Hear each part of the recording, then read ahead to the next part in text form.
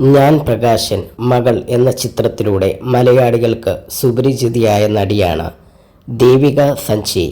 സുഖമാണോ സുഖമാണ് ആണ് ദേവികയുടെ നിലവിൽ തിയേറ്ററിൽ എത്തിയിരിക്കുന്ന ചിത്രം.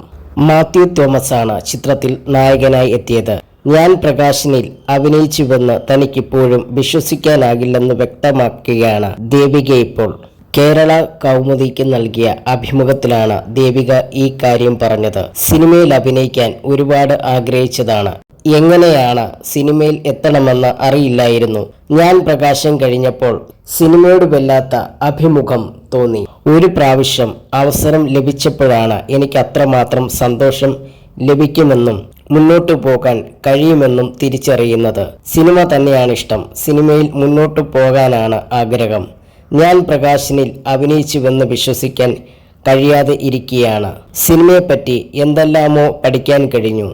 ക്യാമറയുടെ പിന്നിൽ എന്താണ് നടക്കുന്നത് എന്ന് അറിയാൻ കഴിഞ്ഞു. സിനിമ എന്ന മീഡിയം അടുത്തറിയണമെങ്കിൽ കുറേയേറെ കഥാപാത്രങ്ങൾ അവതരിപ്പിച്ചാൽ മാത്രമേ ആ തോന്നലുണ്ടാകൂ, ദേവിക പറഞ്ഞു.